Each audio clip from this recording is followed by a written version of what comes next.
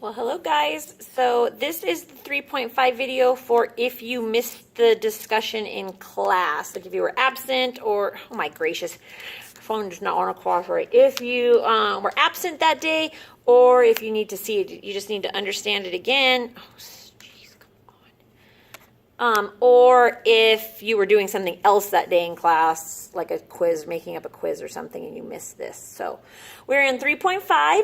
It's combining functions graphically and algebraically. So the first thing that we're going to talk about is combining them graphically. Combining functions graphically is as simple as adding, because all we're going to do is add our y values. So when combining functions graphically, you choose an x value. So remember, my x value is this line right here. So you're going to choose one of these values, and then you're going to determine what the corresponding y value for each function is, and then you're going to add them together. Okay? So basically what that means is when the input is equal, and remember input is just another word for domain or another word for x values. When they're equal, we're going to add the outputs, which is just another word for range or y values. Okay? So we're going to do an example here, and I'm going to get out a highlighter just because I feel like it might be a little bit easier to figure it out. Okay, so we're going to pick the x value of -1. So at x equals -1. X equals -1 right here. And x equals -1 this whole entire line. Okay, so anytime I have a point that's on this line right here, its first value in the parentheses with my ordered pair is going to be -1. Okay? So at -1, the y value for f of x is, and we got to figure it out. Well, this is f of x right here, and it crosses x equals -1 right here. So this point is -1 and then whatever its y value is. So I look here and I go straight across to my y-axis and I find its value. Well, its value is 0. It hasn't moved up or down, so its value is 0. Okay, so we put 0 here. Then it says, and the y value for g of x. So then we go to g of x, which is this line right here, and we find where it crosses this x equals -1, which is right here. So this one's point right here is going to be -1 and then whatever its y value is. So the y value, we come straight across and we see that it has a y value of -2. So that's that point right there.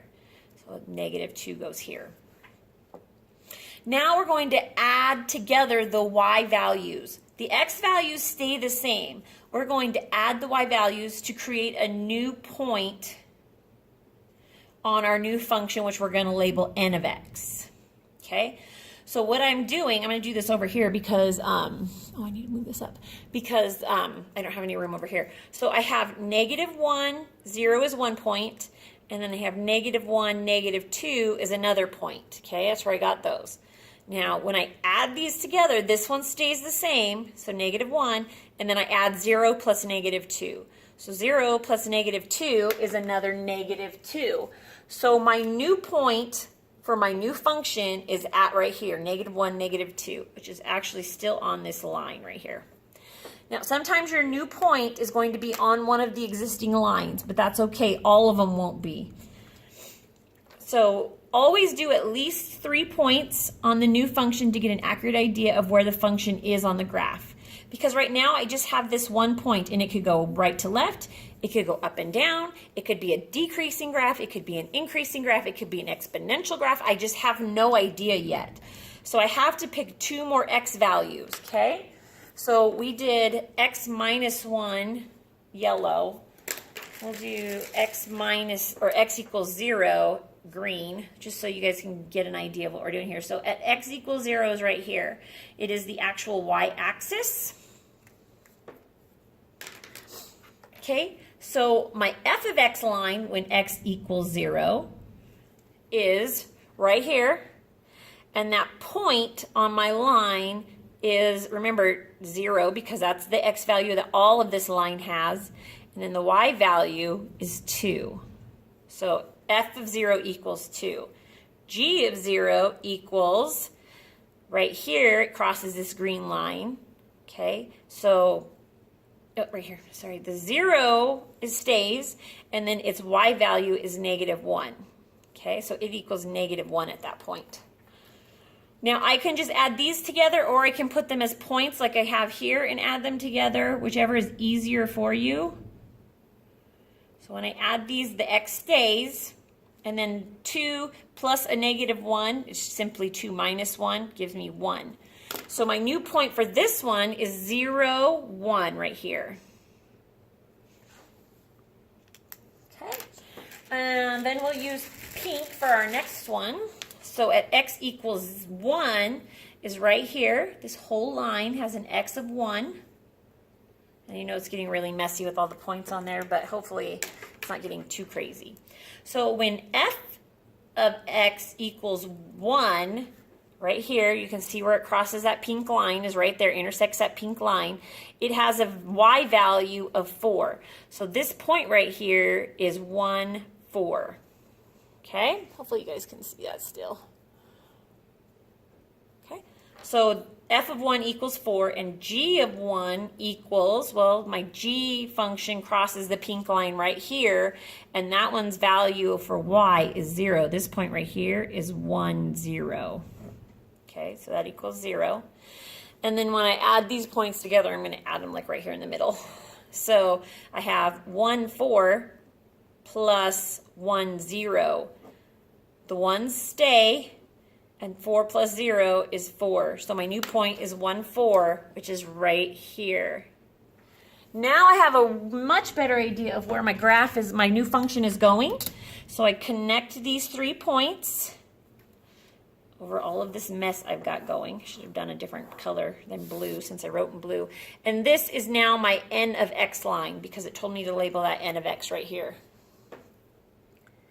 Okay? All right, so now what we're going to do is we're going to answer some questions. These questions down here, I'm going to be moving back and forth a lot, so hopefully it don't make you guys sick. Okay, it says, where does f of x equal g of x? Actually, I don't have a clean picture of it with me right here. Okay, so where does f of x equal g of x? Well, on my graph, f of x equals g of x at the point of intersection right here. Its point is -3, -4. So that's what we write. We write -3, -4. And this is where they intersect.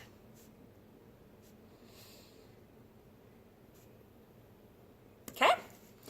All right, the next one wants us to do is, what is g of -2 plus f of -2? Now, remember, normally there's an x in these parentheses. When the x is substituted for a number, that just means go to the x-axis and go to that number on the x-axis. So we need to go to -2 on the x-axis. -2 on the x-axis is right here.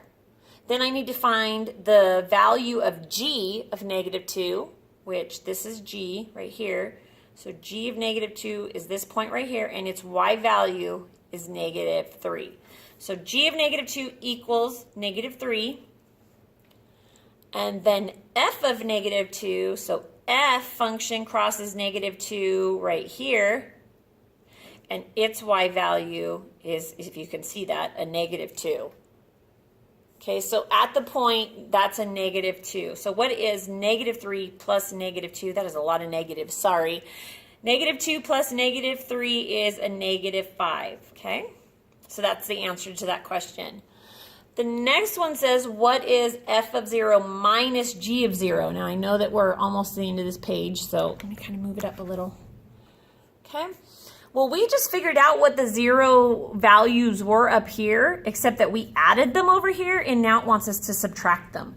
So f of 0 is 2, and we're going to subtract g of 0, which was -1. So minus a -1. Remember, when I subtract a negative, it's actually addition. So 2 plus 1 is 3. All right, the next one says, state the interval where f of x is greater than g of x. When I look at a graph, I know one function is greater than the other when it's above the other one. So anytime f of x is above g of x on the graph, that's when it's greater than it. So it starts to get greater just past where they intersect, because where they intersect, they're actually equal. So when we write this in interval notation, we use our x values, which is this line right here. So they're equal at -3, but just slightly past -3 is where f of x gets bigger. And so we're going to write that with a parenthesis. I know you guys can't hear. Maybe I should just fold this over like this. And I don't have to keep moving back and forth. Okay, I'm going to fold mine over so you guys can see. All right, so it says state the interval where f of x is greater than g of x. It just starts to get greater at just past the -3. So we're going to do a parenthesis and -3, because at -3 they're equal, but just past it, f of x is bigger. And then it keeps going to infinity, so to positive infinity. That is the interval that it's bigger. Okay? All right. I did this as a class because I knew it would be a little more confusing. So if you're super lost, make sure you come see me, okay? All right, algebraically, let's talk about combining these functions algebraically. So combining functions algebraically is just combining like terms. Now that's something you guys have been doing since at least 6th grade, so hopefully you understand how to combine like terms. When we write this algebraically, we write it, because of this one is f of x and g of x, it's f of x plus g of x. And when we substitute our function notation for the actual equation, it looks like this. So this becomes this. 2x plus 2 is the equation for f of x. So 2x plus 2, and then we're going to add it to g of x, which is x minus 1. Now we're not setting these equal to each other, we're adding them together. Okay, so now we're going to combine like terms. Now, if this was some number or a subtraction sign, we would need to distribute it throughout the parenthesis that it's behind, or that's behind it. But since it's an addition sign, nothing changes, okay? So this term right here and this term right here are like in the fact that they both have the variable x. So we're going to put those two together. So 2x plus 1x gives me 3x. And then this term right here, remember the signs stay with the one it's behind or it's in front of. So that positive goes with that 2, and this negative goes with this 1. Okay, so 2 minus 1 will give me a -1, or minus 1. Okay, now I'm not sure why this is here, so just kind of get rid of that. Now, this is the same exact graph from the first page that we just did. It's the same exact graph, except that we're doing it algebraically now instead of on the graph. So I'm going to plot this on this graph and see if I get the same exact line that I got last time. Now this is in the form of y equals mx plus b, where m is my slope and b is my y-intercept. So knowing that, I can graph this. My y-intercept is a 2 plus a -1 is actually a +1. Sorry. So my y-intercept is 1, and my slope is 3. So I can go up 3 and over 1, or up 3 and over 1 this way, or down 3 and over 1 this way. Just keep in mind that these actually, it's not one box, it's one number, and these have a half number in here. So 1 is like right there. So we're going to go up 1, 2, 3, and then over 1, which is right here. And then we can also go down and over. So 1, 2, 3, and over this way 1, which puts me right here. Okay, so if I connect those, I get this line like this, which is n of x, and it should match this one. Okay, and it does. So these both intersect here, here, and here. Okay? Exact same line. So if you have the equation, you can do it algebraically, probably a lot easier than you can graphically. All right, so we've graphed the new function. We're good there. All right, so now we're going to move on to our watch and learns. Now, this one is incorrect, so please just cross this one off. Okay, so as a class, we're going to go through this one, and then this one together, and you'll only have to do these two on your own. So this one is just combining like terms. So again, this one you can see has a -12 out here in front of the parentheses. This -12 is multiplying this, so we have to distribute that first. So this -12 right here, because that negative sign stays with the number behind it, needs to multiply by negative 7n, and then needs to multiply by positive 6, and then we're going to combine like terms. So this 15 stays the same. Negative 12 times a negative 7n will give me a positive, because a negative times a negative is a positive, 84n. And then negative 12 times a positive 6 is going to give me a negative 72. Now I can combine like terms. So I only have one term here with a variable, so there's nothing to combine it with. But then I have two terms that are what we call constants. The constant numbers have no variable. So I have a 15 and a negative 72 that I need to combine. So I have 84n, and then 15 minus 72 gives me, oh heavens, what does that give me? Where's my calculator? 15 minus 72, negative 57. Okay, and so that would be your answer for that one. All right, move this up a little. Next one, right here at the top. Given d of v equals 6v minus 3, solve for d of negative 2 and d of negative 8, or positive 8, sorry. As you can see, this negative 2 and this 8 have replaced this v. So we're going to replace it also in this part where this v is. So this one right here is going to be 6 times a negative 2 now, minus 3. 6 times negative 2 is a negative 12, and negative 12 minus 3 will give me a negative 15. Okay, so the next one we're going to do is we're going to substitute this 8 for v now instead of the negative 2. So now I have 6 times 8 minus 3. Now 6 times 8 is 48, sorry, 48. And then I subtract 3. 48 minus 3 is a positive 45. That's the answer for that one. Okay, last one we're going to do together is this one down here. This one just says combine the functions. So you can pick any x value you like. I'm going to pick ones that I think are super easy that I know, like I don't like halves, like right here at this 3, this one's like a half, and I don't want to pick that. So I'm just going to pick some. I'm going to pick this one right here. I'm going to pick this one right here. And I think I'll pick this one. I like the 0 one, so I'm going to pick the 0 one. Okay. Now all I'm going to do is I'm going to add the y values together to make a new point. So at this line right here, the y value for this function is 3. And for this one, the y value is 0. So 0 plus 3 is still 3. So my new dot's going to be at the y value of 3. This one, this line that we've chosen, the y value for this line, this function, is 3 again. And for this one, it's 1. So 3 plus 1 is 4. So this dot's going to be right here, this point. Okay, and then this line right here, I have this one's y value is 3. This is a straight line at 3. That's why every time it has a value of 3.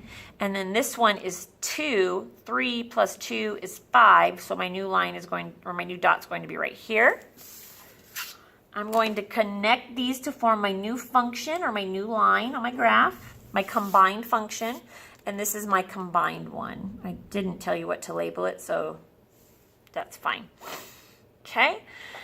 If you have questions, please make sure you come up and see me. You have a green, if you haven't done it yet, you have a little green slip of paper that you need to come get. It looks like this. You need to come get it. That's going to be in place of this. So you'll do these two. I'll check them off, and then you'll come get this paper from me after I check you off, okay? So make sure if you haven't done that green paper, make sure you do it because it's part of your points. All right, guys, hopefully that makes some sense. I know if you were absent, it's a little harder to do over the video, but hopefully it makes sense. See you guys.